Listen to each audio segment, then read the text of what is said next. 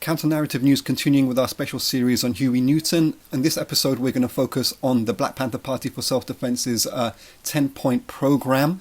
The 10-point program was the basic program by which the leadership of the Black Panther Party and Huey Newton strategized to attract the black grassroots, the black working classes to their party and their projects. And it encapsulates basically the immediate demands of the black community as Huey Newton and the leadership saw it applicable and relevant to them. So he even calls it basically a survival kind of demands, pending revolution, and it encapsulates a number of things here. Now, the interesting things here is that the Black Panther Party Black Community News Service did not actually have the 10-point program in the newspaper itself, although there are references made that black people should check out the program and in order to attract them towards the party. That the first time it seems that the 10-point program is actually mentioned in the Black Panther Party Black Community News Service is the edition on May the 15th, 1967, which is Volume 1, Number 2. Interesting thing is the earlier forms of the 10-point program, and the 10-point program has a few evolutions and adjustments through the years of the Black Panther Party's existence.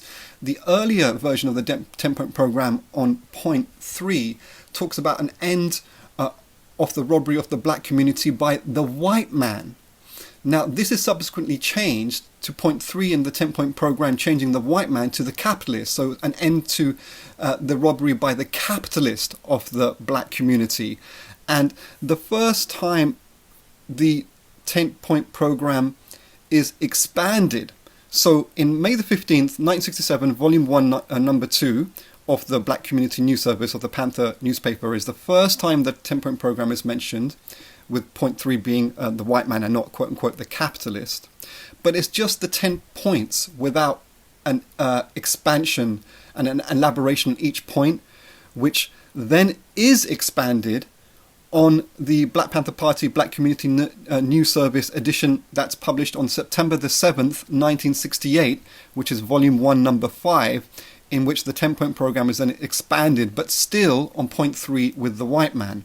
Now, the white man is changed to the capitalist on point 3 by the edition of the Black Community News Service of the special Algiers edition that was published on August the 6th, 1969, which is Volume 3, Number 16 of the newspaper, in which they replace the quote-unquote white man with the capitalist, which is an interesting change at that time, and we'll go into the nuances and the issues around maybe why these things changed and what they're in relation to.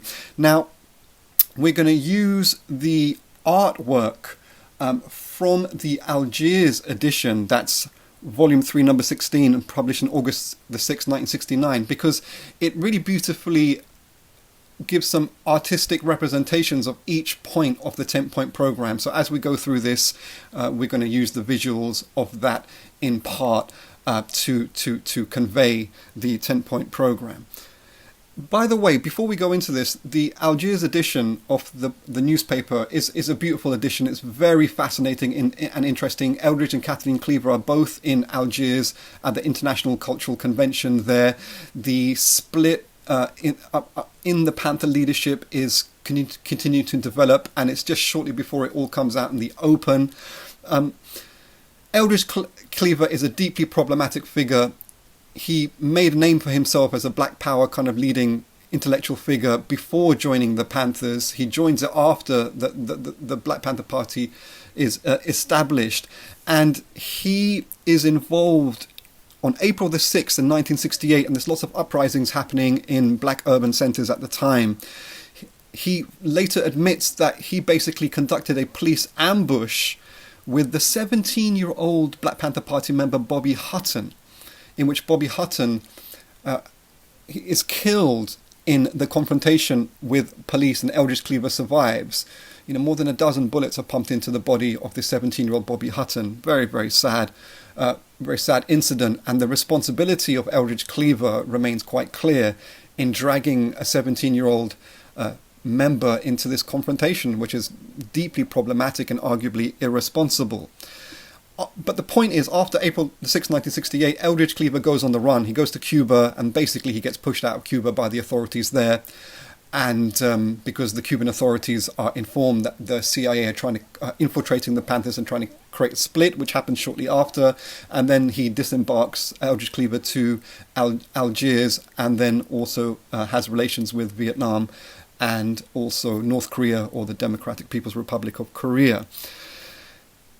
In this Algiers edition as well of the paper, there's an interesting article, and it relates obviously to the what's termed more recently as the quote-unquote toxic masculinity that Eldridge Cleaver brings into the party as well. In his 1964 book, Soul on Ice, Eldridge Cleaver openly boasts about quote-unquote practicing rape on black women in order to rape white women. It's just totally disgusting stuff. And considering the political behavior of Eldridge Cleaver, who shortly after this moment in 1969, just several years after, becomes a total right-wing reactionary, and then supports the Republican Party and all kinds of madness. But this is an interesting article by Comrade Candy Robinson on page 23. To quote, "Message to revolutionary women. Black women, hold your head up and look ahead. We too are needed in the revolution. We too are strong. We too are a threat to the oppressive enemy. We are revolutionaries.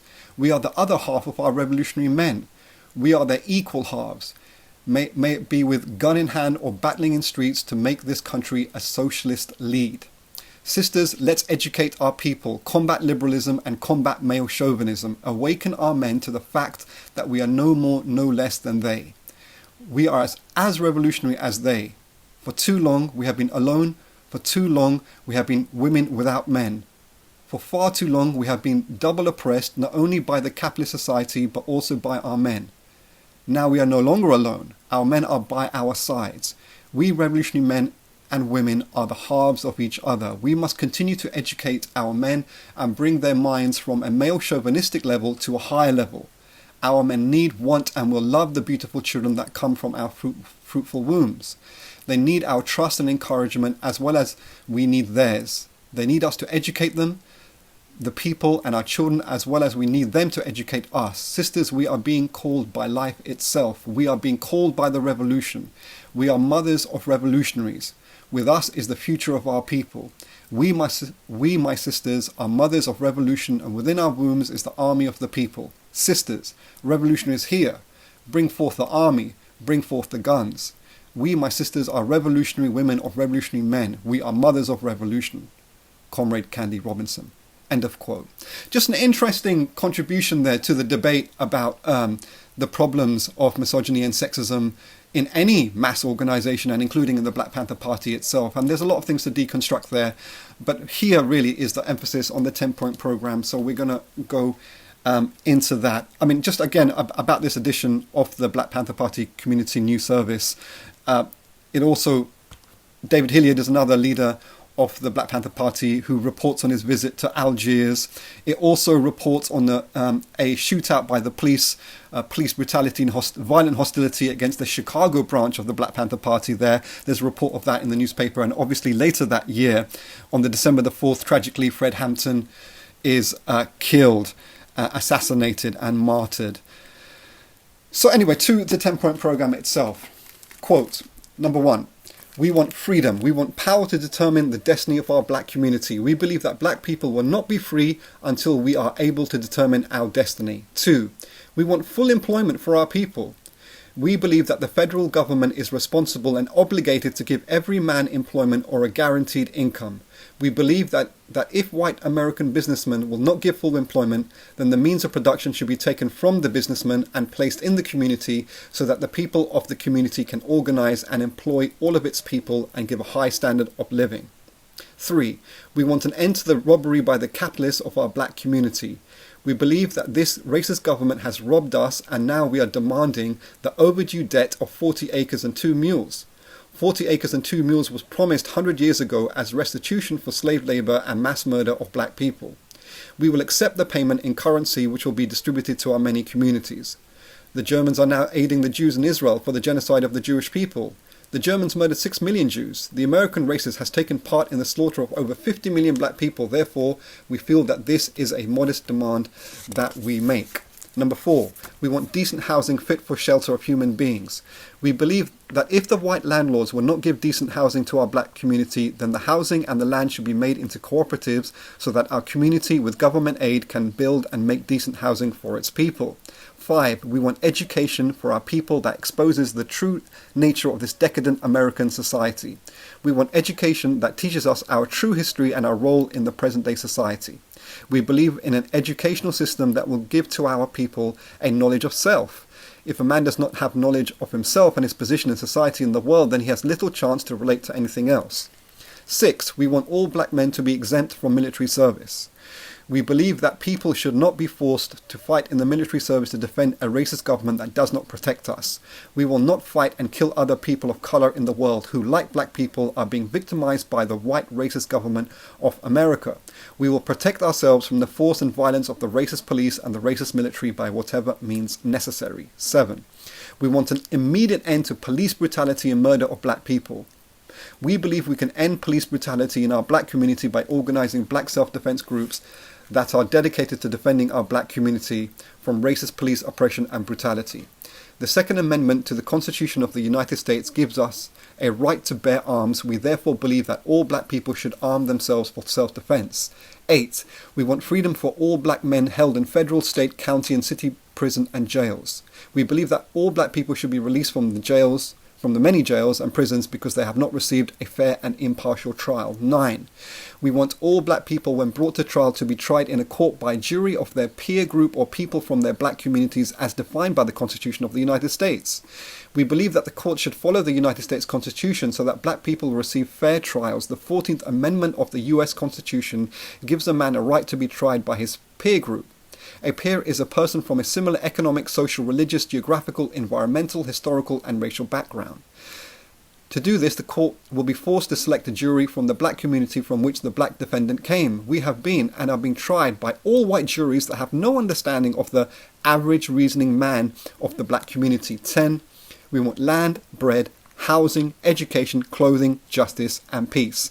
When in the course of human events it becomes necessary for one people to dissolve the political bands which have connected them with another and to assume among the powers of the earth the separate and equal station to which the laws of nature and nature's God entitled them, a decent respect to the opinions of mankind requires that they should declare the causes which impel them to the separation. We hold these truths to be self-evident, that all men are created equal, that they are endowed by their Creator with certain unalienable rights, that among these are life, liberty, and the pursuit of happiness. That to secure these rights, governments are instituted among men, deriving their just powers from the consent of the governed, that whenever any form of government becomes destructive of these ends, it is the right of the people to alter or to abolish it, and to institute a new government, laying its foundation on such principles and organizing its powers in such form as to them shall seem most likely to affect their safety and happiness. Prudence indeed we will dictate the governments long established should not be changed for light and transient causes, and accordingly all experience hath shown that mankind are more disposed to suffer while evils are sufferable than to right themselves by abolishing the forms to which they are accustomed. But when a long train of abuses and usurpations, pursuing invariably the same object, evinces a design to reduce them under absolute despotism, it is their right, it is their duty to throw off such government and to provide new guards for their future security. End of quote. So you can see it's combining the kind of trying to extract and propagate and agitate around the kind of more radical Republican notions of the US Constitution.